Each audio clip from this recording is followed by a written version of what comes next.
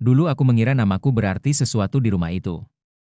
Joan Blake, putri pendeta Walter Blake dan istrinya, Caroline. Sebuah keluarga yang dibingkai kaca patri dan khotbah minggu yang penuh dengan frasa seperti berkat dan rencana Tuhan. Tapi ketika kau kecil, kau tak menyadari bahwa beberapa berkat diperlakukan seperti beban terselubung. Walter dan Caroline mengadopsiku saat aku berusia 3 bulan. Mereka sudah memiliki seorang putra, Benyamin, dan kemudian seorang putri, Rachel. Di gereja, mereka memanggilku keajaiban kecil mereka, sebuah kisah yang mereka ceritakan dengan senyum lembut. Bagaimana mereka membuka rumah mereka untuk seorang anak yang membutuhkan. Tapi di balik pintu tertutup, aku tak pernah benar-benar milik mereka.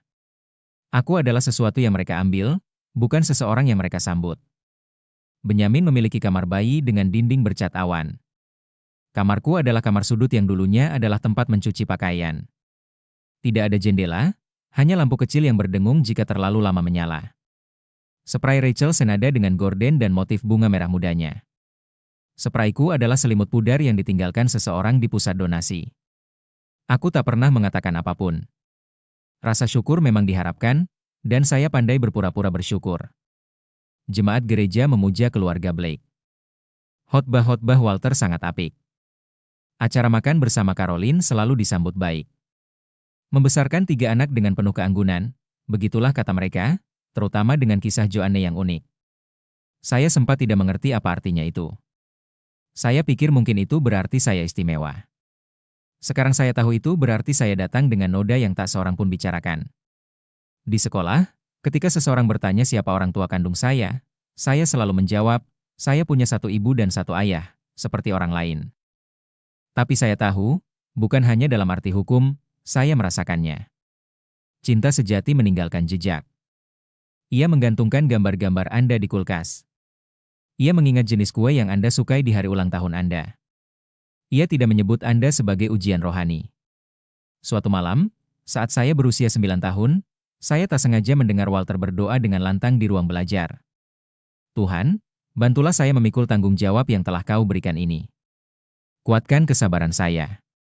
Ingatkan saya mengapa Engkau memilihnya untuk kami.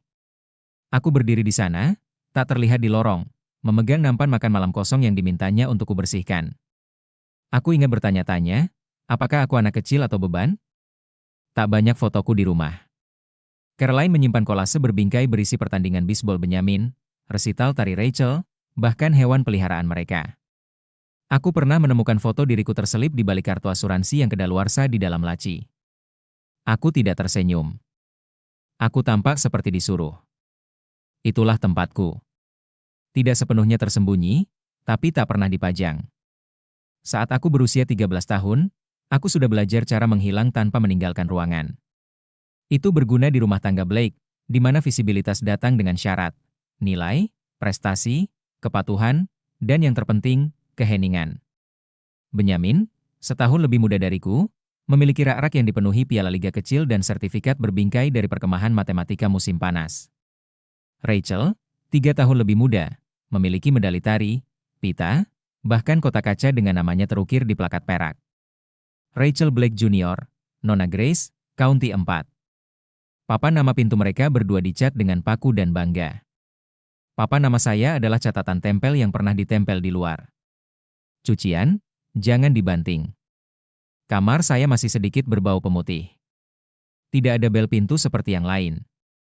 Tidak ada sinar matahari yang masuk tepat untuk membaca Sabtu pagi. Ada saluran pembuangan di lantai sudut, berkarat dan tertutup rapat. Dan ketika hujan, Anda bisa mendengar gemericik air talang melalui pipa-pipa di atas. Saya terbiasa dengan suaranya. Lebih baik daripada mendengar tawa di lantai atas. Pada ulang tahun Rachel yang ke-16, Caroline mengadakan makan siang di kebun untuknya. Ada pita-pita dan serbet bermonogram, kuartet gesek dari kelompok pemuda gereja, dan sebuah kotak perhiasan berukir tangan dengan gelang perak di dalamnya. Namanya terukir dengan huruf sambung. Benyamin telah menerima yang sama 2 tahun sebelumnya. Tahun itu, saya mendapat sebuah Alkitab, jenis bekas dengan halaman-halaman yang terlipat dan catatan-catatan tulisan tangan orang lain. Caroline menulis di sampul bagian dalam, disiplin membangun karakter. Kami mengasihimu dalam Kristus. Aku tak yakin bagian mana yang seharusnya menghiburku. Tak ada yang lupa ulang tahunku. Mereka hanya tidak merayakannya. Saat makan malam, Walter akan berkata, "Mari kita bersyukur atas tahun yang Joanne lalui dan berdoa agar dia terus melayani Tuhan." Lalu kami makan dalam diam. Aku selalu merasa aneh doa bisa menggantikan kue. Ada masanya, sekitar usia 15 tahun, aku membuat kue sendiri. Aku mengikuti resep dari halaman robek di buletin gereja. Bolu vanila dengan glasir almond. Aku menunggu seharian, pura-pura tak menyadari kesunyian itu, ketiadaan kartu atau lilin. Aku menyalakan korek api dan bernyanyi pelan untuk diriku sendiri. Rachel muncul di tengah lagu, tertawa, dan berkata, "Kamu aneh sekali." Malam itu, saat aku mencuci piring, aku tak sengaja mendengar Caroline di telepon. Dia memang tak pernah ditakdirkan untuk menjadi milik kami, tapi mungkin Tuhan menitipkannya agar kami belajar kesabaran. Lalu tawa pun pecah, tidak kejam, hanya biasa saja. Aku tidak menangis. Sebaliknya, aku menulis namaku di bagian dalam sampul Alkitab. Bukan dengan huruf sambung, hanya huruf cetak, seolah mengatakan aku masih di sini. Di gereja, mereka menyebutku tangguh. Maksud mereka, dia tidak membantah. Agnes Whitmore tinggal di rumah sebelah rumah kami, seorang perawat pensiunan, janda muda, dan tidak punya anak sendiri. Orang-orang di gereja memanggilnya Nona Agnes dengan semacam nada merendahkan yang biasanya ditujukan kepada perempuan tua yang memakai celana panjang dan berani bicara. Tapi bagiku, dia berbeda, waktu yang santai. Dia pertama kali melambai padaku melalui pagar saat aku mungkin berumur 10 tahun, membawa sepiring kue molase dan bertanya apakah aku suka burung. Aku suka, tapi aku tidak tahu banyak. Jadi dia mengajariku nama, kebiasaan, dan jalur migrasi. Dia punya tempat makan burung yang tergantung di pohon eknya dan kursi goyang di teras belakang, yang posisinya pas untuk mengamati burung finch datang dan pergi. Sepulang sekolah, ketika Walter di kantor gereja dan Caroline sedang mempersiapkan penjualan kue, terkadang aku duduk bersama Agnes. Dia tidak pernah bertanya seperti, "Bagaimana sekolahmu?" atau "Sudahkah kamu berdoa hari ini?" Dia bertanya, "Apa warna langit saat istirahat?" atau "Apakah kamu belajar sesuatu yang tak terduga?" Suatu sore di musim semi, aku membantunya memindahkan bibit tomat. Tanganku basah oleh tanah, rambutku menempel di dahi. Agnes menatapku cukup lama dan berkata, "Kau tahu, sayang, beberapa bunga mekar bahkan saat tak ada yang melihat." Itu tidak membuatnya kurang nyata. Dia orang pertama yang pernah membingkai fotoku. Aku bahkan tak tahu dia yang memotretnya, dijepret dengan kamera sekali pakai tua saat aku sedang menertawakan tupai yang mencuri stroberi dari kebunnya. Dia memberikannya kepadaku dalam bingkai kayu kecil yang diikat benang. Di belakangnya, dia menulis, "Kau lebih dari yang mereka lihat." Aku menyimpan bingkai itu tersembunyi di balik bantalku. Di malam hari, aku akan menyimpannya seperti rahasia. Karena di dunia di mana aku terus-menerus diukur berdasarkan kitab suci, berdasarkan Benyamin, berdasarkan bagaimana seharusnya seorang gadis yang baik, Agnes sama sekali tidak pernah mengukurku. Dia hanya melihatku. Dia pernah berkata, "Aku tidak tahu apakah Tuhan tinggal di sebelah rumah, tapi aku cukup yakin dia lebih suka menghabiskan sorenya di beranda ini." Aku mempercayainya. Saat aku berusia 28 tahun, aku telah belajar berdamai dengan ketidakhadiran. Atau setidaknya kupikir begitu. Aku pindah ke apartemen sederhana 2 kota dari sini, bekerja di perpustakaan daerah, dan menjaga duniaku tetap kecil, mudah ditebak, dan tenang. Tahun itu, Thanksgiving jatuh di penghujung November. Aku ingat dedaunan sudah kehilangan sebagian besar warnanya, dan angin membawa ujung rapuh yang membuatmu menaikkan resleting mantelmu sedikit. Aku tidak berencana melakukan sesuatu yang istimewa, tetapi kemudian Agnes menelepon dan berkata, "Kenapa kamu tidak memasak tahun ini? Undang mereka. Jadikan meja makan ini milikmu." Awalnya, aku tertawa. Mereka belum pernah datang ke acara apapun yang kuundang dalam 5 tahun terakhir. "Tapi kau akan tahu kau sudah mencoba," katanya lembut. Itu juga penting. Jadi, aku memasak. Aku menata meja dengan hati-hati. Piring-piring batu besi dari toko barang bekas, serbet kain yang dilipat menjadi segitiga kecil, saus cranberry buatan sendiri. Aku bahkan membeli karangan bunga yang sudah menyala untuk jendela dan menyalakan lilin rempah labu yang diberikan Agnes setahun sebelumnya. Aku mengirim undangan 3 minggu sebelumnya. Caroline membalas dengan satu kalimat. "Kami akan menjamu Benyamin dan Rachel di rumah hari itu." Rachel tidak pernah membalas. Walter, kukira, akan pergi kemanapun Caroline menyuruhnya. Tetap saja, aku yang memasak. Aku memanggang kalkun, menyiramnya setiap 30 menit, membuat isian rempah, dan menyiapkan roti gulung yang dibungkus handuk linen. Aku meletakkan 6 kursi di sekeliling mejaku. Satu untuk masing-masing kursi, satu untuk Agnes, dan satu untukku. Jam menunjukkan pukul 2, lalu 3. Makanan mulai dingin. Agnes mengirim pesan bahwa ia terlambat ke dokter. Tidak ada yang serius, tapi ia akan lama. Aku menatap ponselku lama sekali, berharap ponselku berdering dengan permintaan maaf atau bahkan alasan. Tidak pernah. Pukul 4.15, aku duduk sendirian. Aku mengisi piring seolah mereka sedang mengawasi.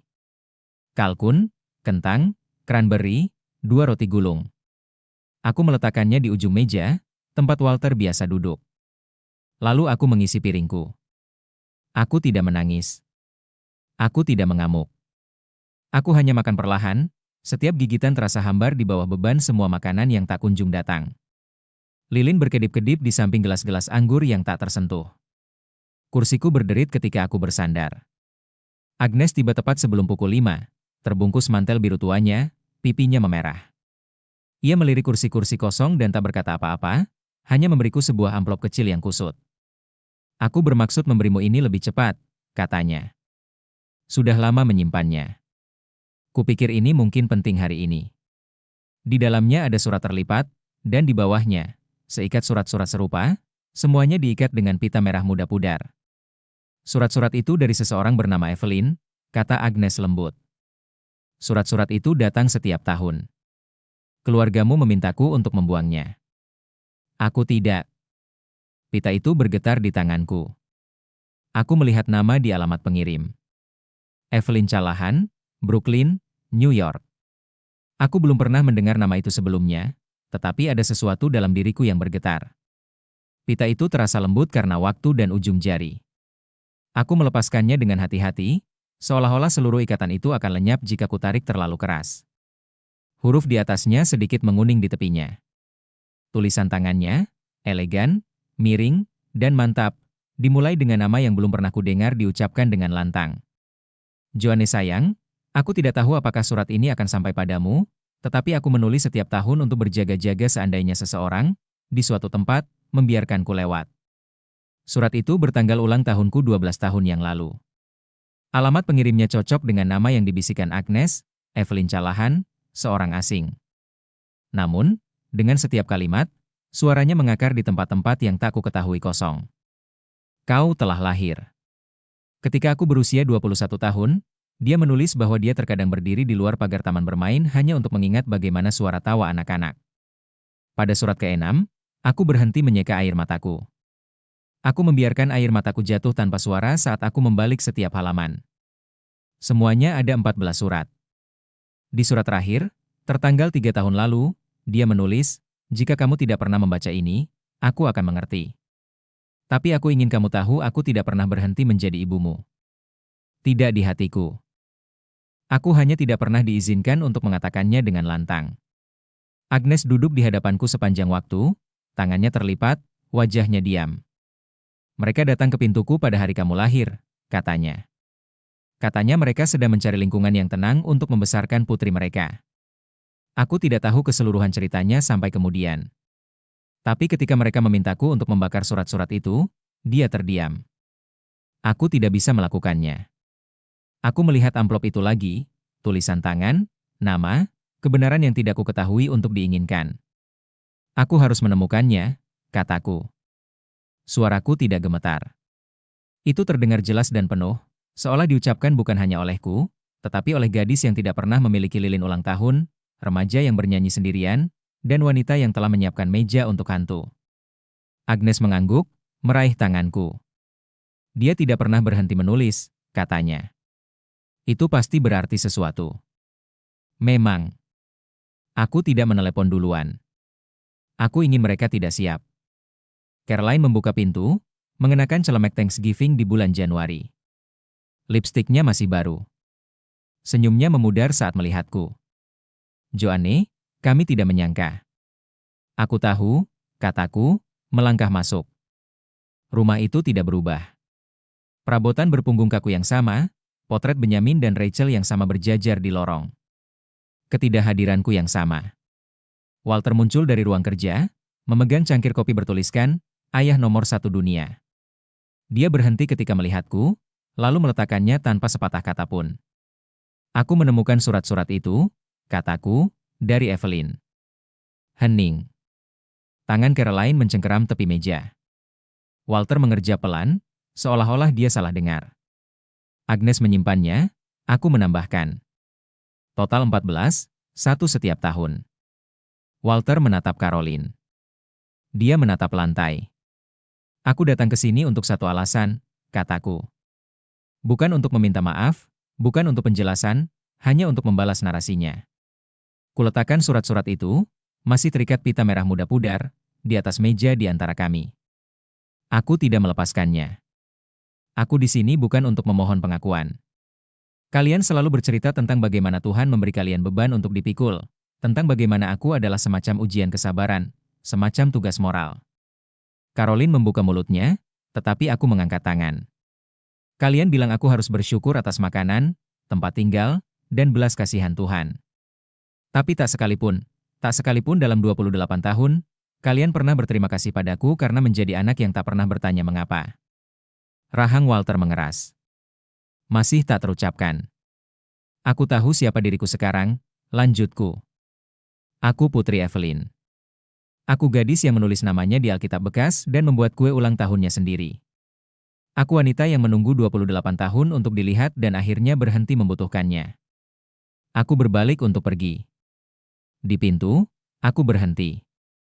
Kalian bisa saja membiarkan cinta tumbuh di sini, tetapi kalian memilih kendali. Lalu aku keluar. Di luar, udara dingin tetapi jernih.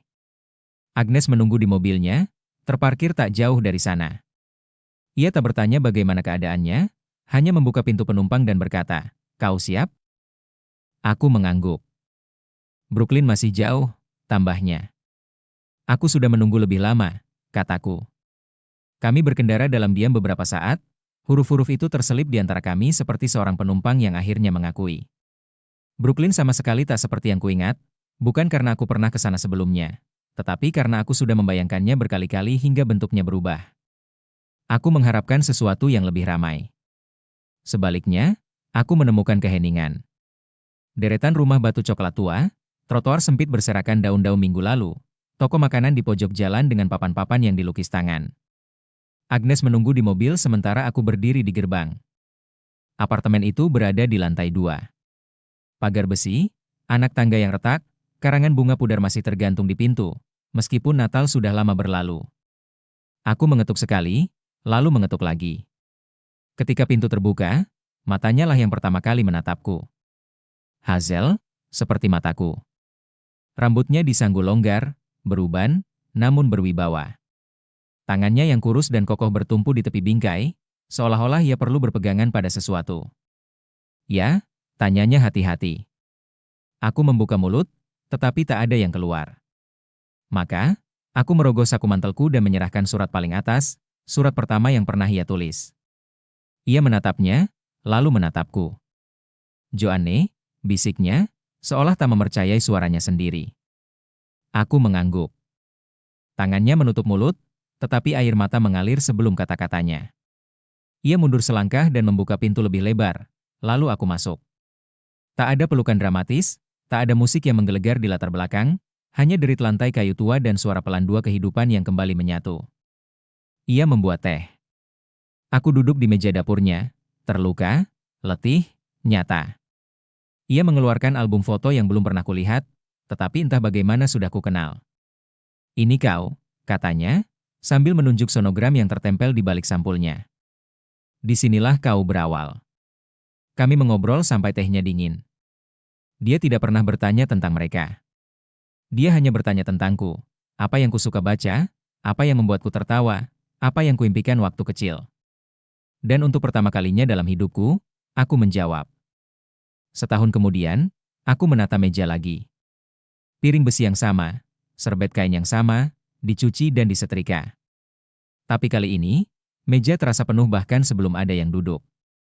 Bukan karena aku mengharapkannya, tapi karena aku telah memilih siapa yang pantas duduk di sana. Evelyn membawakan ubi jalar dengan kayu manis dan pala.